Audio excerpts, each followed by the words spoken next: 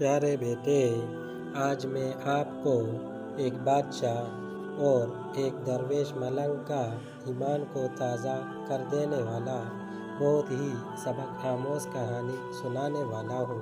تو ہوتا کچھ یوں ہے، ایک دفعہ ایک بادشاہ اپنی ملکیت یعنی اپنے ملک کی سیر کو نکلا۔ وہ اپنی رعایا کی خبر لینا چاہتا تھا۔ دورے کے دوران اس کی نظر ایک ملنگ پر پڑی جو راستے میں بیٹھا تھا، اور ایک دری اور ایک پرچ کے علاوہ اس کے پاس کچھ بھی نہ تھا۔ بادشاہ نے مزید نوٹ کیا کہ اس کے پرچ میں بھی صرف چند چولے پڑے تھے، پر وہ ملنگ مسکرا رہا تھا۔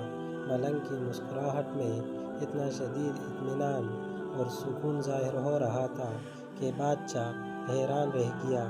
خیر، وہ آگے بڑھ گیا۔ دوسرے دن پھر بادشاہ کی نظر اس پر پڑی اور وہ اسی طرح خوش باش تھا۔ خیر، بادشاہ کی پالکی پھر بھی آگے بڑھ گئی۔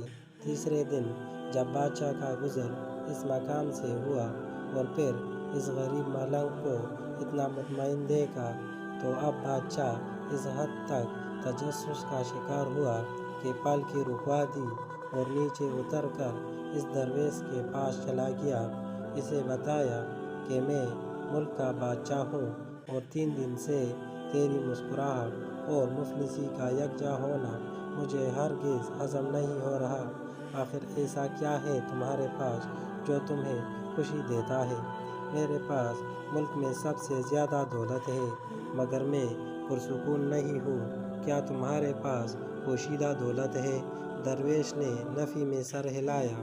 بادشاہ نے پوچھا کہ پھر کیا تمہارا خاندان ہے یا گھر والے جو تم سے نہایت محبت کرتے ہیں؟ درویش ملنگ نے بولا، جی نہیں، میں بالکل تنہا ہوں، میرا کوئی نہیں، میرے پاس ان چولوں کے علاوہ کھانے کو کچھ اور نہیں۔ بادشاہ بہت حیران ہوا اور آخری سوال کیا کہ کیا پھر تمہیں اللہ نے قابل فخر صحت سے نوازا ہے جو تم خوش رہتے ہو؟ ملنگ مسکرایا اور بولا، ہرگز نہیں، میرے آدھے دانت ٹوٹ کر گر چکے ہیں اور ٹھنڈ سے میری ہڈیاں درد کرتی ہیں۔ بادشاہ نے پوچھا کہ او بھائی صاحب، پھر کیوں سکون سے بیٹھے ہو؟ ملنگ بولا، اللہ پر یقین رکھو، اس پر توکل کرو۔ اس نے تمہیں جس حالات میں اور جس بھی مشکل میں ڈالا، وہ اس کا فیصلہ ہے، وہ تمہاری نشوونما کے لیے ضروری ہے۔ اس کو پتہ ہے کہ تمہارے اندر کیا کمی ہے جو تمہیں دور کرنے کی ضرورت ہے۔ وہ تمہیں اس آگ میں ڈال کر سونا بنائے گا۔ صبر، شکر، اللہ کی رضا میں رضامندی، ایسے سوچو اور اپنے حال کو ایسے ہی تسلیم کرو تو تمہیں کسی چیز کی کمی محسوس نہیں ہوگی۔ رزق اس نے دینا ہے، وہ دے گا۔ مجھے روز کے چولے مل جاتے ہیں۔